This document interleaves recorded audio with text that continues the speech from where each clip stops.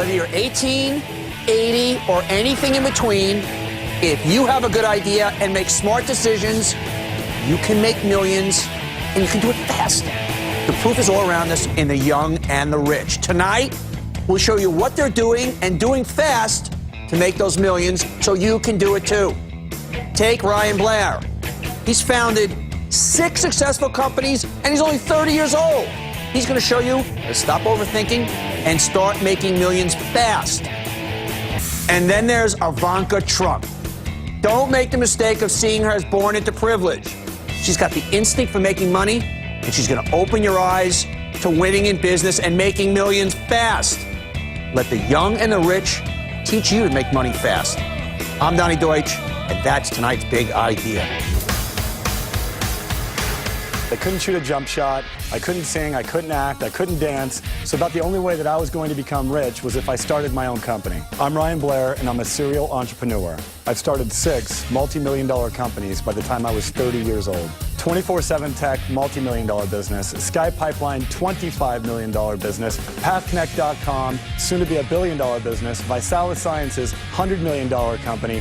I can't believe I am where I am. When I made my first million, I was in awe. It was like my entire life had changed forever. Where I'd come from, I had nothing to lose. So most entrepreneurs, they fail because they have something to lose. For me, there was no way I was heading back to where I came from. Life could only get better, and life could only get bigger. Well, life's been great for you, sir. Tonight, we're teaching people it doesn't always take 100 years to make the money. I mean, you at 19 had your first company, 6 companies, all multi-million-dollar companies by the time you're 30.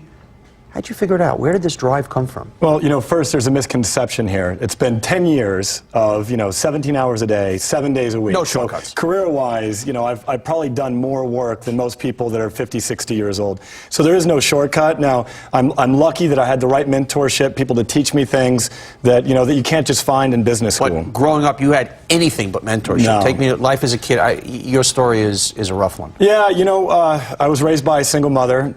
Tragedy struck my family when my father got addicted to drugs. He was a middle-class, successful person. So I started out with a decent lifestyle, and then we lost everything. Went to, in and out of the streets, in and out of foster care facilities. My mother struggled on minimum wage to raise me. And so I kind of had a bone to pick with society. I was really angry with everything that had happened to me and my mom, to losing everything, homes being foreclosed on. I lost everything and then found myself in a position where I had nothing to lose. What does it feel like as a 9-year-old, 11-year-old kid? They're foreclosing your home. You see your mom working minimum wage. You're being put in any particular moment you remember where you go, this is I am never going to feel this again? There's one. My mom and I had fled from my dad because he was in bad shape, and we were court ordered to flee. Otherwise, I'd be taken to foster care forever. And we moved all of our stuff into this new home, and I was so excited. It was a 1-bedroom home in a bad neighborhood, and we offloaded all of our goods, and then we went back for a second trip to get the rest of our stuff. And the people in the neighborhood saw us moving in, and they robbed us of everything.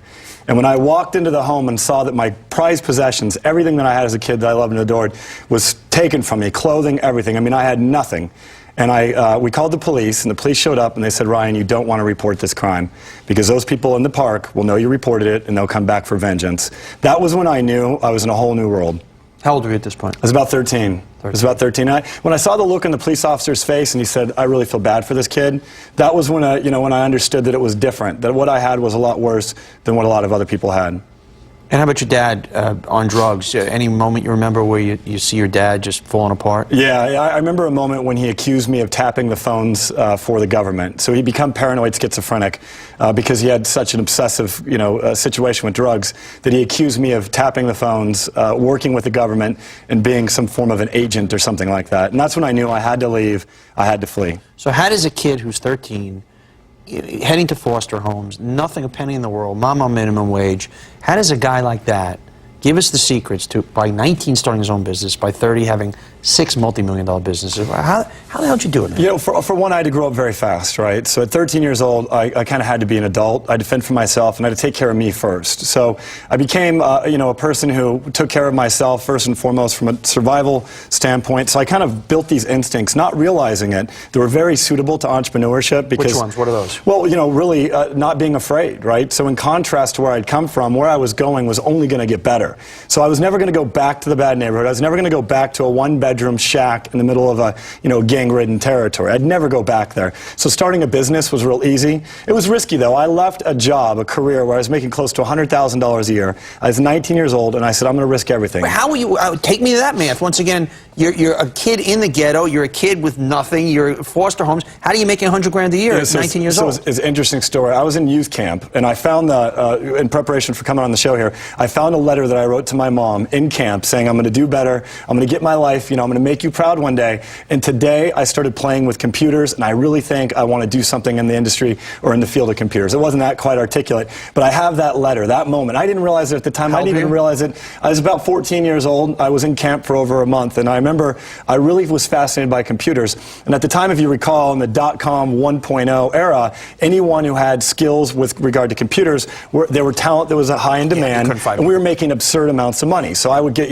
I'd sign on to a company, get a $15,000 signing bonus, and 3 months later, I'd get a 30% raise and sign on to another. And what happened at 19? So at 19 years old, I got struck with the idea to be an entrepreneur. I was afraid, though. I'd had a lot of things going, right for me, making good income. I'd bought a car, so I'd taken some risk, got some debt. And I decided I wanted to be an entrepreneur, and I went to my mentor, my stepdad, and I said, I'm thinking about being an entrepreneur. And he said, do it. You have nothing to lose. So what? If you fail and if you lose everything, who cares? You're still going to be the same person. What people don't understand in our society is, even if you're down to the lowest financial lows, you're going to wake up alive the next day. You're not going to have everything, your life, your body, your health cannot be taken from you if you've taken control and taken care of it. And once again, and your stepdad was right. So what? Yeah. But what? You lose. You still got, and then you put one foot in front of the next day. But now also. everybody else in the world lined up to tell me don't do it, right? Because everybody, the old they said, right? They said that entrepreneurship doesn't work, or they said the industry you're getting into is difficult. So don't listen to these people that are telling you advice unless they're qualified to give it. People who have done it, who have lived it, and then listen keenly. What's your formula? What's the Ryan formula for? You want the big bucks? Obviously, you're going to have to work your hard, kill yourself. But here are the speed tips. Self-assessment.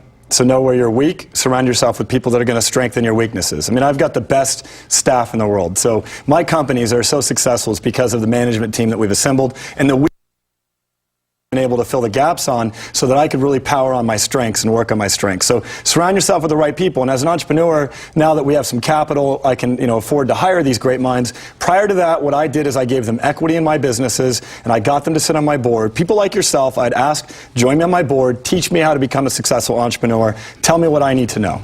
Be a student every day. Ryan Blair, guy who's making it big and making it fast, and a hell of a dresser. Serial entrepreneur and founder of 6 companies by the time he's 30, each one making millions. More big ideas.